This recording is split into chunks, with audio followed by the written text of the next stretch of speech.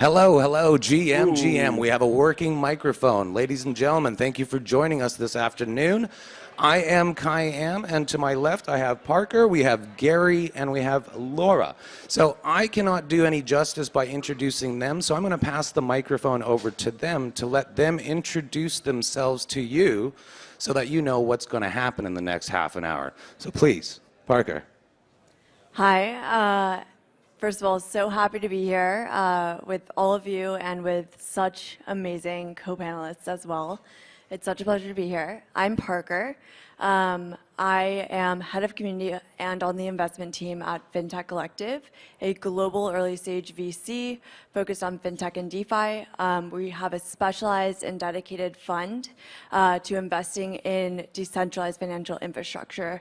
And there, as head of community, I work one-on-one with our founders and portfolio companies to help them build and design their communities, scale their communities, and refine their community strategy.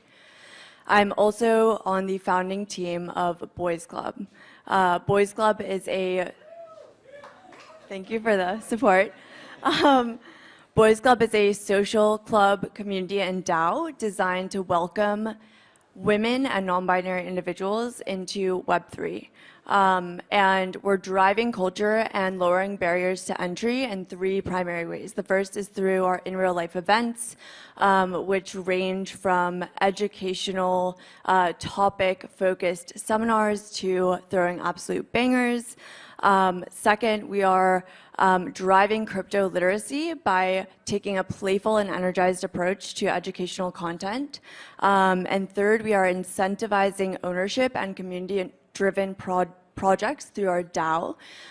So a few examples of projects that have been completely community-led and driven have been our product incubator, a mentor-mentee crypto matching onboarding system, and more. Brilliant. Thank you very much. Gary. It's great to be here with you, Parker. Yeah, thanks so much, Kayam, for setting this whole thing up. And this house is like probably the coolest venue in Consensus. I'll be quick. So I'm a civic entrepreneur from New York City. I do a bunch of different things, but I think I'm here to talk about Dream DAO, which is founded on the premise that Web3 has basically an opportunity to give us another chance to think about what society can and should look like. And then also, Generation Z could be the most impactful generation ever, right? And so Dream DAO is founded on this idea that if we bring diverse, impact-oriented Gen Z and help them explore on-ramp to meet the emerging other leaders of the impactful side of Web3, that is a beautiful combination that can open up so many amazing opportunities for what our society can look like. And so we launched in January, and we focus on three core areas, which is number one, we have a weekly, sometimes twice a week series where we bring in experts on Web3 and impact, such as Kevin from Gitcoin, I think somewhere here. We had the executive director of the Ethereum Foundation come speak to our kids 2 weeks ago. So speaker series is one thing. The other thing is internship matching. So it's very hard to know how to navigate the Web3 space, right? Often, it's much later when you actually develop a formal internship program with an application process, all that. So we facilitate warm introductions. We're happy to say that we matched 12 of our young members at internships like Cello, Gitcoin, Refi DAO, a bunch of amazing organizations. And the third thing is we actually have some of our young members in the crowd today.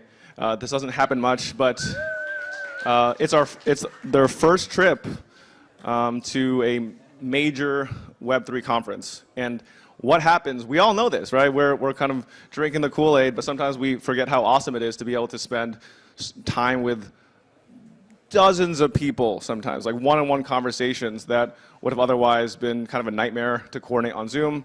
So I'm happy to say that the trip has been going really well, and excited to be here. Awesome. Thanks, Gary. That's awesome. There's something so different about being in person, even though you can have fun on Zoom. But anyways, hi everyone, and great job making it to Saturday to all of us. My name is Laura Du. I'm the founder of We3, which is a play on Web3, but we are a community of women and non-binary folks building the world we want to see in Web3. So that means with all of our help together, hopefully we are going to make this space look inclusive and really represent the whole population. And the mission of We3 is 50-50, and what we mean by that is 50% of Web3 leadership roles held by women and non-binary folks, and 50% of crypto assets too. So we obviously have a lot of work to do, and we're so excited to be able to partner with all the different communities like the ones on stage to do that. So huge shout out to our members. I know a lot of ladies in the crowd here, so that's awesome to see.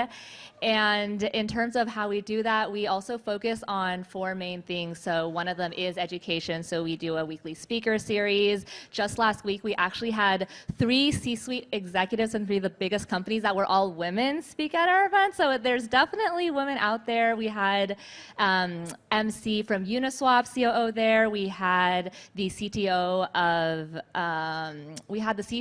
of Circle, and then we had the CMO. Thank you, ladies, and the CMO of StepIn. So there are more women than I can keep track of apparently, but that's something we're super excited about. And the second piece is really social and community. Like you said, getting people together through our community. We've been able to host over 100 events in the last 5 months in 20 plus cities. And so super excited to talk about communities today and the power of a decentralized but activated, excited group all working towards a mission together. And then finally, the last 2 things are, again, talent opportunities, because we also believe one of the best ways to learn is by getting involved in the field. So we're partnering with 30 of the leading companies to help our members find the right roles. So we'll be releasing a bit more about that in the summer. So that's not quite fully public yet, but you can find out at hello-we3.com or at the happy hour we're hosting tonight with Consensus and CoinDesk. We'll be sharing a little bit more about that. And then lastly, investing. So we've helped our members deploy over $1 million into companies like OpenSea, like Unstoppable Domains, like BuildSpace. So again, just finding all the different ways we can really get more people active and excited and collaborating in this space. So super excited to talk about communities today. Amazing. Thank you so much. We are really graced with 3 individuals who have done the things. So I just want a quick little survey. How many here are in a DAO? Or sorry, a Discord? There we go. More hands up. So are you a lurker or are you a contributor? How many contributors are there? Okay, this is amazing. So this is why I'm asking this question, because when I got into DAOs, I had no idea what to do. But that's where I felt like, you know, a high school student transferring mid-year, and I show up to class with no textbook. And so I was talking to Gary about this, and I said, you know what, I experienced onboarding in Dream DAO, and I was that high school student that didn't know anybody, and I didn't have the textbook. And Gary shows up and goes, hey, I got a textbook for you, and I'm also your friend. That gave me permission to be involved in that community. And so each one of us are sitting here thinking, going, how do we DAO? Thinking about a DAO is super awesome, and it's super amazing, and it's easy. Doing it is one of the most difficult things, and that's why I say these are 3 individuals who have triumphed through that. And so with that, I want to ask, how did you go about it? How did you start it? How did you continue it? What makes people drawn to these initiatives or agendas? Feel free to, you don't have to, in any order, just jump in. I'm happy to get started. I mean, I think one of the reasons why communities are such an exciting place is because from first principles, crypto infrastructure really is about enabling you to more easily and flexibly incentivize and align intentions around collective action. So we launched super organically. It actually started, We3 started when I was going to NFT NYC last year and looking around. Of course, there weren't as many women. There's more in the space now. And so when I got back, I started talking to girlfriends and just asking, what are your attitudes about crypto?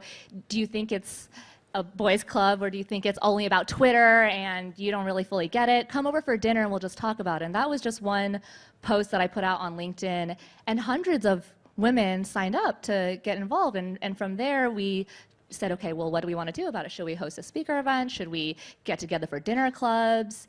do we think that there's something about maybe the dinner club format that's more inviting to different folks? And really just from those ideas, you start to organize. And then of course, there's the whole activity of, okay, you have a group of people who are excited about something, and you can drive a couple events. But then if you want to do more and more people sign up, how do you get organized? And so I think that's a phase we're all going through, where you start out, and it really is just kind of like starting up a school like an extracurricular organization. Like, okay, we have the speaker series committee, the dinner clubs committee, the investing committee, and then from there, how do you do that and make that long term and develop some of the incentives? So we're really thinking about how do you create a tokenized ecosystem where you can use some of these new primitives we have to incentivize the types of behaviors you want to happen, whether it is job matching, whether it is investing and finding deals. Parker and I are in another DAO together, actually, that's more of an investing DAO. So there, the behaviors are totally different that you're trying to do versus the education in the dinner club. So I think it really does come down to having that intention, getting people excited, you can get together more easily, and then how do you organize, how do you incentivize it, and maybe in a more programmatic way?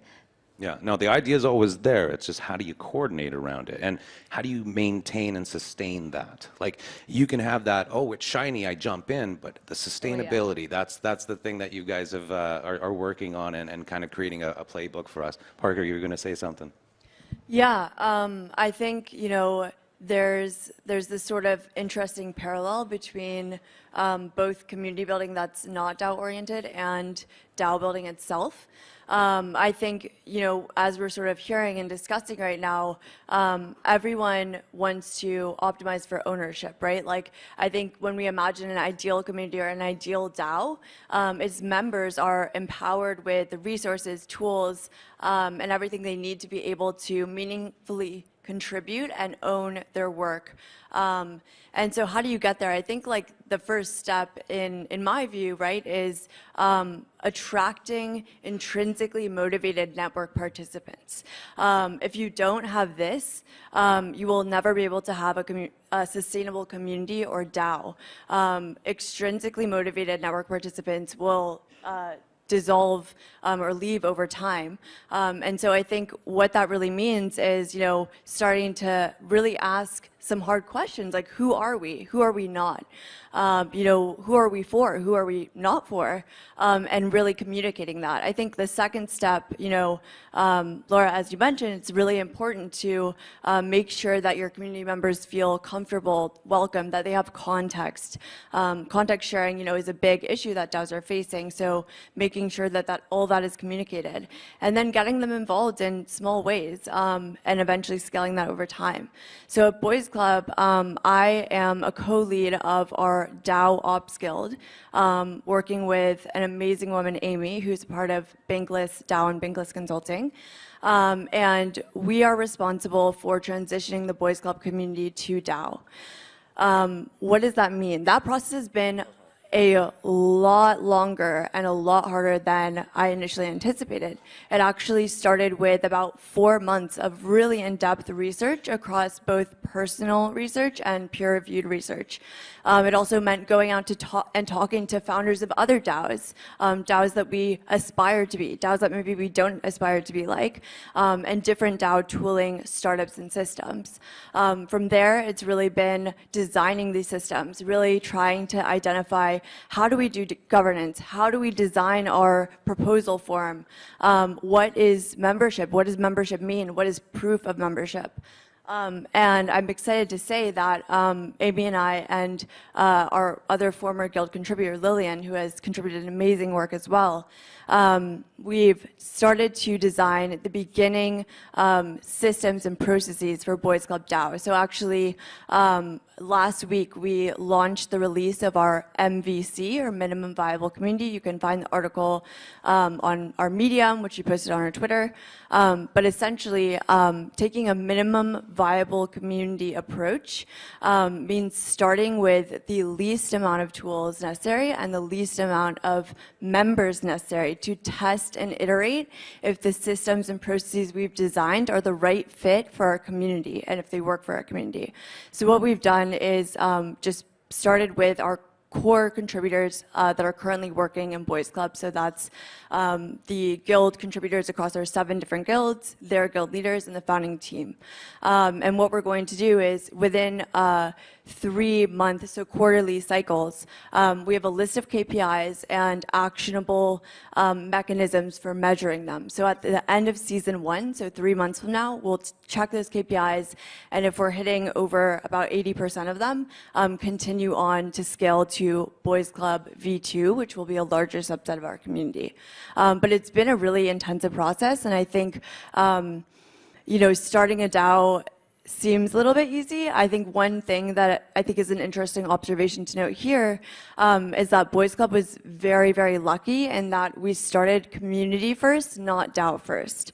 Like I see a lot of people that are talking about building DAOs, and they're starting with DAO and trying to find the community. I think it's there are similar analogies you could make with startups and finding a problem. But I think community first, DAO second, and ideally, the DAO structure that we're implementing into Boys Club will just enhance and accelerate everything that we love about Boys Club already. So having mutual ownership and mutual upside, aligned incentives at the heart of everything we do. Amazing. The minimal viable community is an amazing concept. Just to reduce all of the tools and just utilize the communication between.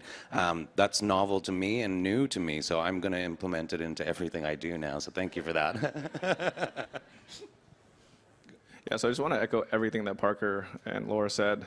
Clearly brilliant operators, and I've had very similar experiences about understanding this idea of finding a really big problem or need, and with enough people with a lot of intrinsic motivation to want to address it, and then only there, right, you very humbly explore the landscape, figure out what you want to take inspiration from, ask people what they wish they did from the start, all these things. And I want to talk about humility for a second, because really appreciate you hyping us up. I don't think any of us are DAO experts, even though we're... Never said you were experts. I just said you're DAO proficient. There we go.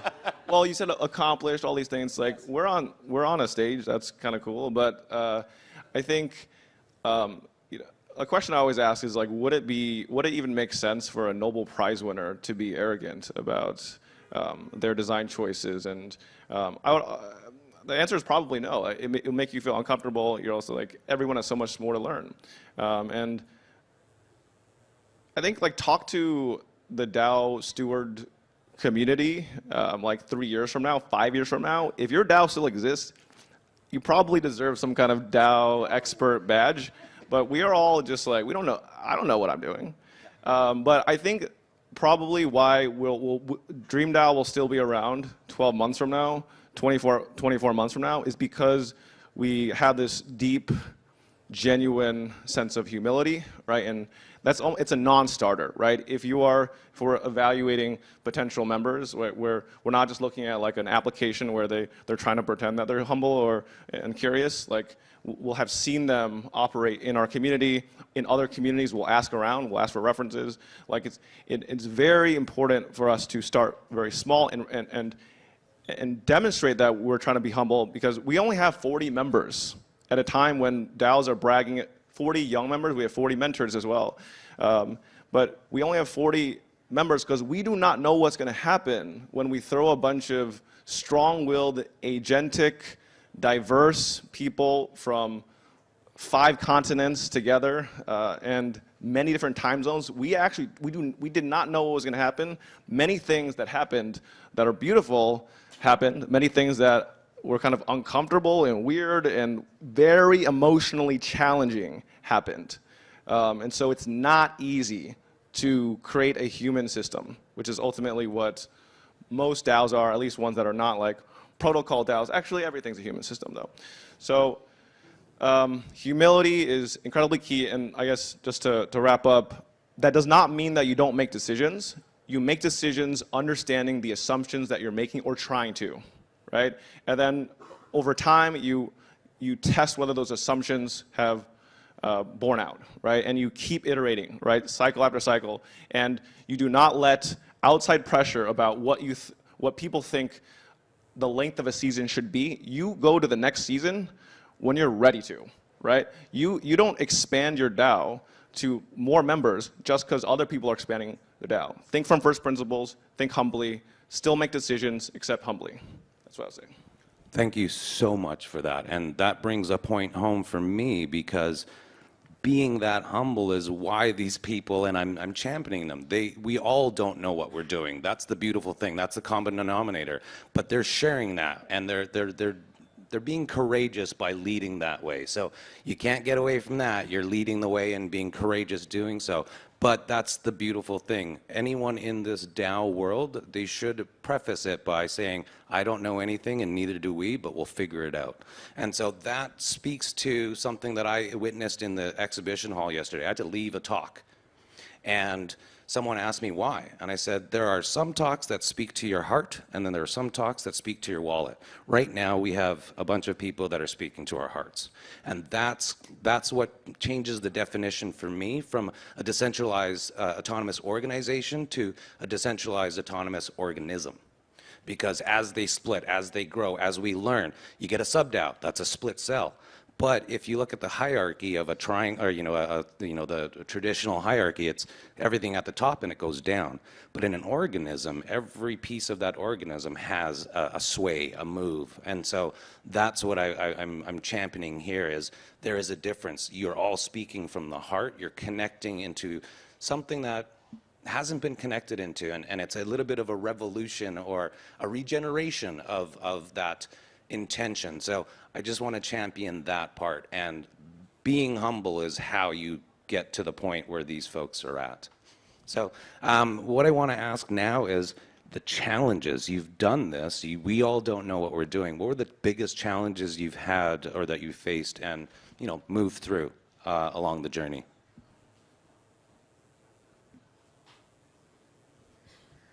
One challenge for sure is just like with any DAO, there's so much you can do, there's so much going on. So one thing we're trying to figure out right now is what do we want to focus on between we have an ecosystem that works together beautifully. So the educational series, that is an easy way for people to get into the community, to join the social experience. So the social experience is a great way to learn and see if you want to take a job in this space or to invest. And we're talking about investing in companies and startups, and that's something that most people would never talk about maybe casually with their friend group. And so that element of investing plus social, or talent plus social, or education plus investing, whatever it is, there's definitely so much to be said for having all the pieces, but also like any organism or organization, at the end of the day, you're still trying to move humans to execute something. And so I think thinking about for any DAO or any group that has a noble cause, how do you focus? And for us, it really comes back down to understanding what is that North Star we're driving towards. For us, it is that 50-50, wanting to see women and non-binary folks in leadership positions in Web3. And so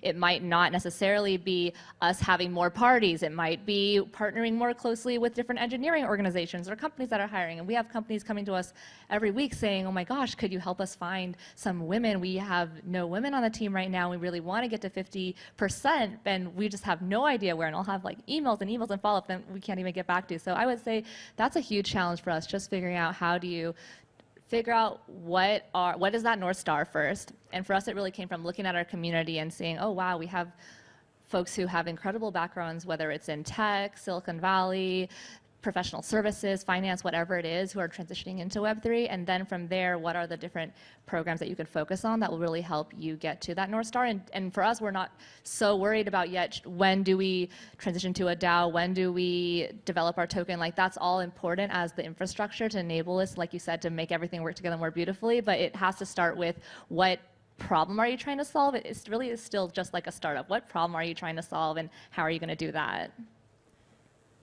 Yeah, I cannot emphasize that enough. I think the North Star is so important. Like even in my recent work with one of our portfolio companies, Nifty Apes, they're just at the beginning of building their community. And this is something that I've been talking about a lot, is like, one learning is like a community, an ecosystem, whether it's a DAO or not. They're currently not building a DAO, but like it's an evolving, ever-changing organism, like we're saying. And the most important thing is, from the beginning, but also later on, like I'm also working with one of our portfolio companies, Centrifuge, that has a massive community, and they're also sort of refining their North Star right now. So you can really do this exercise at any point, but really thinking about what do we want our members to take away? How do we want them to feel? If there were a member in our community that were recommending this community or group or whatever to a different person, why would they say, this is why you should join? And on the contrary, like, who are we not? What do we not do? What is the worst thing that someone could say about our community, right? And really refining these things and also recognizing that they're flexible and they're probably going to change over time. I think one example of this is within Boys Club is we're making a strong effort to move away from using clinical language. So we recently changed our mission from onboarding women and non-binary individuals to welcoming them, to really encapsulate the wide range of members that we have in our community, which now aren't just crypto newbies, which is also amazing to see, but seasoned crypto native founders and investors that have been in this space longer than I have. And so, having that flexibility and also being able to trust that if you equip your community with the right tools, that you communicate your values, that you're explicit about that, and that you actually engage. Like Nifty Apes had their first community call this last week, and I'm like so proud of them, so excited for them. And it was amazing to see them like talking to their community members on Zoom and like asking questions. It was super fun. I was like, you guys are like natural Twitch streamers. I would totally watch this any day. But really being there to like engage with their community and get feedback and being willing to, grow with them. Like I think there's something to be said. And I was at a wonderful Seed Club dinner earlier this week and talking with other community builders there about the importance of being able to let go of your vision. So like while having a North Star is important, recognizing that communities are ever evolving organisms, thinking about how we can keep value alignment, mission alignment, cultural alignment with the ever-changing needs of our community is really essential, I think, as well. It's amazing. Yeah, no, thank you very much. The only consistency is inconsistency in your ability to flow with it. So we have a few minutes left. I wanted to just kind of shine a light just to let everyone know where we would be able to find yourselves and then the organizations that you represent. And then if anyone has some questions, I would love for you to just start queuing up at the microphone and then we can kind of take them one by one. But we'll wait for a couple seconds after these guys finish. So Laura, please let us know where we can find you, follow you, and the organizations that you're working with that we can help contribute or follow the progress with. Yeah, for sure. So if you see a yellow hat like this today or late this afternoon, definitely you can ask us more. But on Twitter, we are hello_we3. Our website, hello-we3.com. And in our Discord, you can get there bit.ly/we3 Discord. Same thing, bit.ly/we3 invite if you would like to join the community. And tonight we'll actually be right here. So 5:30 tonight, we're having a gender diversity happy hour with CoinDesk and BFF. Everyone is welcome, women, non-binary, male allies. So super excited for that. And I'm Laura YD, the letter YD on Twitter as well. Thanks, Laura. Hey, you can find me on Twitter at Gary Sheng, just my first and last name, SHENG, and Dream DAO, _. I think just very quickly on the challenge front, I wanted to know something. It's if you're trying to do something related to impact with DAOs, where there's not already like a lot of for onboarding women, young people, non-binary, etc. It's very effortful because if it didn't take effort, there would be a lot more representation. It would be closer to 50-50, right? So it can feel like a great mission to want to embark on, but be ready to be very tired often, right? I'm just being real, right? And often, like, especially when you are seen more and more as a leader, even though like everyone says delegate, people really appreciate it when you spend the time that they know is really scarce. And so that it's like almost just by definition, right? It's like they don't want to meet with someone else often, right? And part of what will help them onboard is that someone that is recognized and whatnot is telling them, you're welcome, right? I love that welcoming thing. So that's what I wanted to say. That's brilliant. Thank you. This is a welcoming of all sorts. So please go ahead, Parker.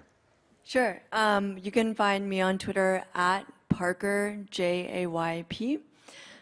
You can find FinTech Collective on Twitter, I believe fintech_IO. Our website is fintech.io.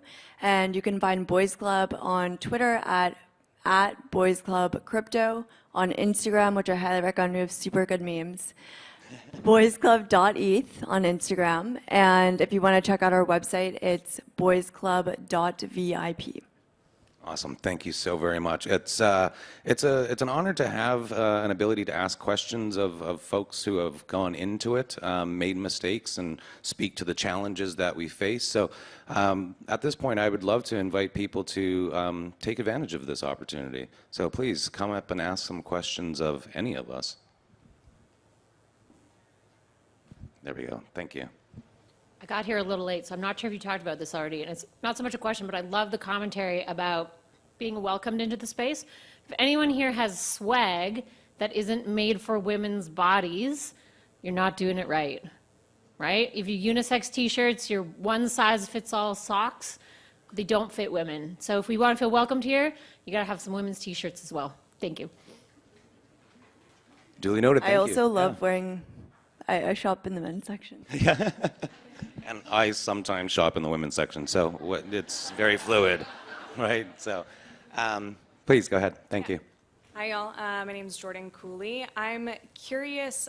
There's a DAO that's being started and a community that I'm in, and there are aspects to it that are inherently political, but it's also based on data and research. I mean, it's the segregation of cities affecting black bodies, brown bodies, and that has led to a lack of building generational wealth. Whenever I bring this up, I get a lot of pushback that it's political, that's not what we're here for, we're trying to finance cities in that regard. And I'm wondering, is that a space that you try and push back if you're experiencing that already in like a DAO community that you're in? Or do you take that to exit? I guess I'm really confused as a community member that cares about this and it's getting traction, how to continue pushing back in an equitable way. Who's the pushback coming from? It's coming, I don't want to like super call them out, if that's all right. I've also got research coming out on this.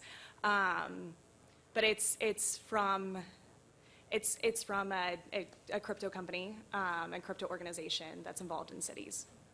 Yeah. From a very high level standpoint, there will always be people that don't align with your vision or agree with it, and that's okay. If it is a political organization, then great, you found a political organization that you're all super passionate about, and doing really important work. I think, like I said, there will always be people that disagree and won't be there to help you. I would say try to find partners and other companies or whatever you're looking for that do align with that, right? Or maybe even people that are more involved in this space in a non-crypto way that you can use as a resource as well.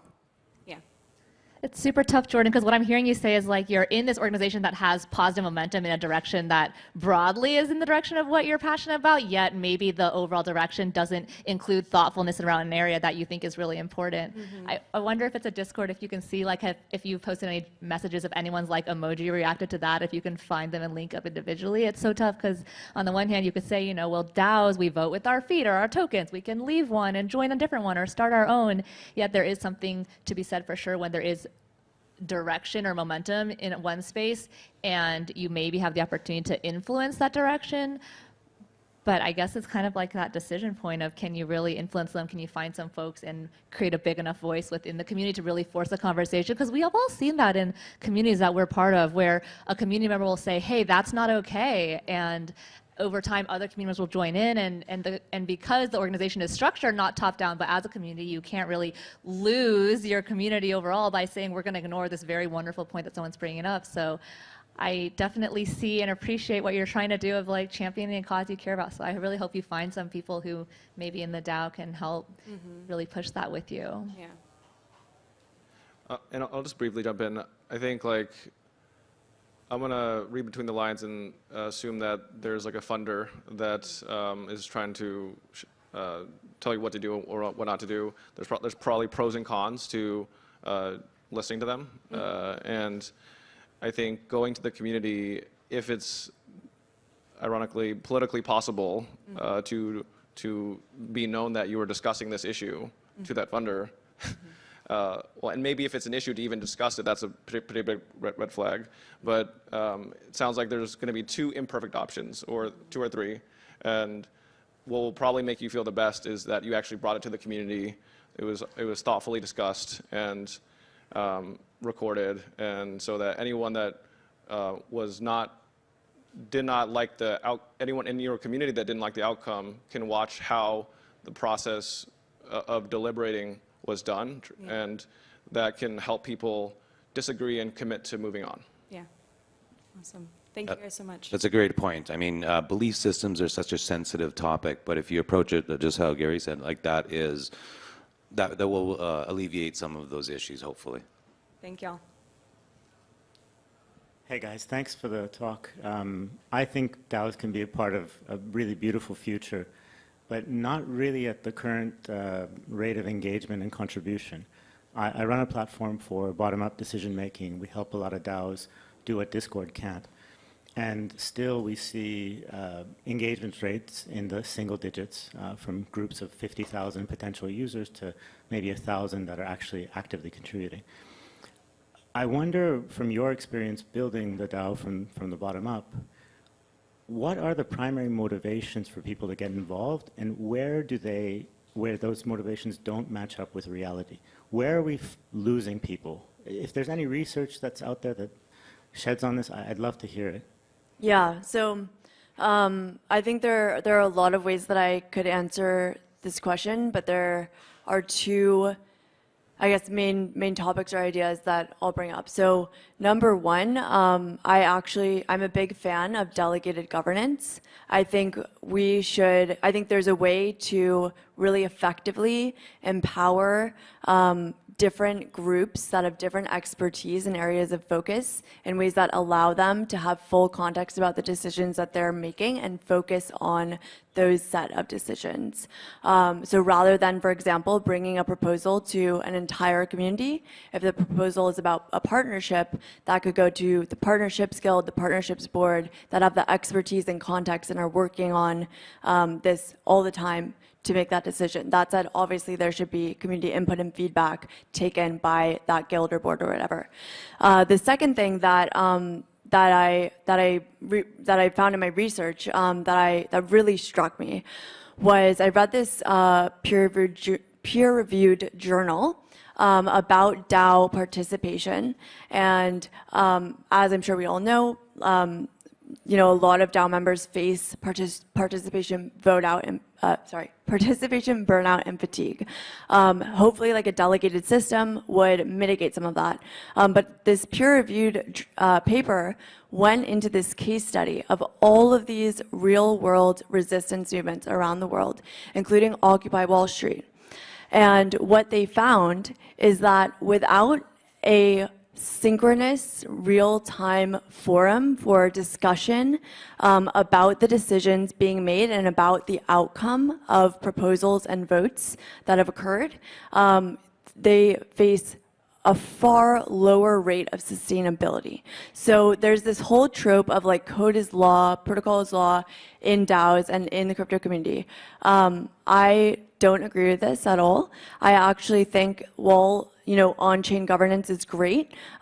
There should be this other element to it, right? Like if I'm a contributor, even just a community member, and I make a proposal that's rejected, and I don't get any feedback or follow-up on why, how could this proposal be better? Why is it not a good fit for right now? Why did people vote this way? Then does that make me want to propose a second proposal in the future? Does that make you want to engage? And that's a hard issue to solve. It requires a lot of like high touch, engagement. But I think, even just scaling down than necessarily following up with every single rejected proposal, there are other ways to do this, right? Creating open forums that are places for people in the community to discuss the decisions that are being made, to talk about them, that have nothing to do with the actual vote or actual on-chain protocol and recording. So I think this is super important for creating sustainable engagement and sustained engagement. And last point here would be sort of just, harking back onto what I was saying earlier. I think, every DAO, every community wants to optimize for ownership, but there are steps that you need to take to get there. You need to attract intrinsically motivated network participants. You need to give them the context and the information and resources to really understand what this community is, how it works, how they can have the opportunity to contribute. And then you need to give them different levels of contributions. Some people might want to make a meme and post it on your social media. Other people might want to lead a guild. So having available options for all level of participation and engagement. And also, someone yesterday came up to me and was like, hi, I'm in Boys Club. We'd actually already met before. She's amazing. And she was like, I really want to get more involved. I just haven't had that much time lately, but I really want to get more engaged and get involved and contribute. And what I said to her was, you're already contributing. Just by you being a part of our community, by engaging with our community, by checking our Discord, by being there, by being present, you're already contributing so much. So there's no pressure. If you don't have time, you don't have time, So I think that's really important too, is valuing all levels of contribution across the board. Brilliant. Thank you. Hello. Really appreciate you guys. This has been an awesome conversation. So I'm a core contributor to a DAO and really leading point on community building and really understanding we're all a minority here. 9 out of 10 people in the real world have no clue what a DAO is. But when having conversations, you start to say decentralized, autonomous, you lose them at the word decentralized. And so wanted to kind of get, you guys' thoughts on how do you go about onboarding your quote-unquote non-crypto natives, and really what does that simplistic non-crypto jargon messaging look like? I know we only have couple minutes. You got 2.5. Let's go quick. Okay. So I like to say that so for our demographic, Gen Z, only Gen Z can onboard Gen Z. I'm not Gen Z, and so we can onboard a few, but a few of the members in our DAO are going to onboard way more people than I can, right? Because people of a certain demographic have an inherent trust often with that demographic. So that's actually very, very important. Just thinking about the messenger and the leadership of the onboarding team or the whole DAO in general, that's super, super critical. So that's just one aspect I wanted to mention. Yeah, I would say for us, we don't talk so much about necessarily the DAO or the tokenized system until later. It really is about what is that mission you're going after and what are you doing. So we really, at We3, for example, we talk a lot about we want to build the world in Web3 that we want to see. People say, oh, okay, I get that. Tech is not the most diverse, or finance might not be the most diverse. Okay, right now, Web3 is this new technology, but this group wants to really make sure that it's representative of more people. And then from there, we go, okay, and how do you do that? Well, we build an education platform. We build a social community, and we help empower our members to host these 50 events, 100 events across all different cities. So people get that too. And then kind of you have them down and you're following along, you come to the speaker series and then say, oh, and by the way, we are going to airdrop an NFT to our members to appreciate them for their success. And we did NFT 101 last season, so you can learn kind of what the NFT is. And we're moving towards a tokenized ecosystem. And what does that mean? Oh, well, it really just means that for our top contributors, people who are hosting dinner clubs, people who are top referrers to the group, people who engage on all our social medias with us, like Parker was saying, there's so many different tiers. I think the last 2 points you said were so key. Just there needs to be a couple different tiers, and it needs to be a clear way for people to know how they can contribute tangibly. That's the holy grail. If you could figure that out, we're still figuring it out because, again, so many members will want to get involved, but trying to figure out how. So I would say just starting with what you actually do, and then maybe later you can kind of introduce the mechanics behind it. Thank you. My one-liner for DAOs is a DAO is a community or group of people with a shared bank account that make decisions towards a common goal or interest. That's awesome. Thank you guys so much. Everyone, that is our time. We run a tight ship here at Consensus, and we need things to flow. So if you have some questions that are remaining, you may be able to find some of our speakers over on the side, perhaps, and you can continue the conversation. But thank you so very much, and panelists, thank you so very much for showing up, being who you are, and doing what you do. You're super welcome. Thank you so much. If you want a We3 hat, we have only a few here, so come to the stage and we'll be happy to talk a few more minutes. Thank you so much.